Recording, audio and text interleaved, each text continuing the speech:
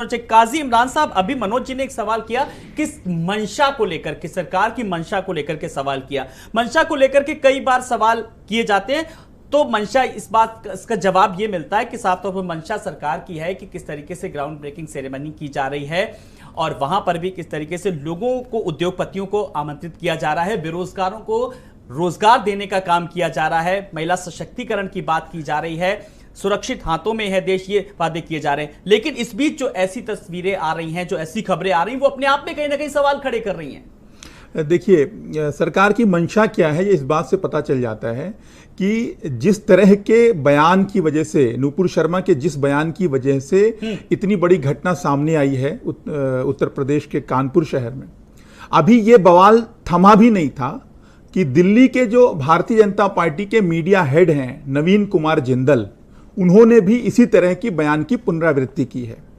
तो यह भारतीय जनता पार्टी की मंशा है। मैं जो बात कह रहा था कि इस तरह की घटनाओं से किसी समुदाय विशेष का कोई फायदा नहीं होता है। अगर फायदा होता है तो सिर्फ और सिर्फ भारतीय जनता पार्टी का होता है, क्योंकि भारतीय जनता पार्टी का उद्देश्य यह है, भारतीय जनता पार्टी की मंशा यह है कि एक नफरत का माहौल बनाया जाए, हिंदू और मुस्लिम के बीच में एक तरह के विद्वेष की भावना पनपाई जाए, जिसकी वजह से उनके लिए आसानी है। वो इस तरह की राजनीति में वो पारंगत हैं कि बांटने वाली राजनीति में, नफरत की राजनीति में, सांप्रदायिक राजनीति में, उकसाने की राजनीति में, उन्माद की राजनीति में अगर किसी का फायदा है तो एकमात्र पार्टी है देश के अंदर, भारतीय जनता पार्टी, जिसका दंगों से फायदा होता है, बल्बों से फायदा होता है, हिंसा से फायदा होता है, अपराध से फायदा होता है। आप देखिए आप कि देश के अंदर या पूरी दुनिया के अंदर अगर कहीं कोई बलात्कार करता है तो उसकी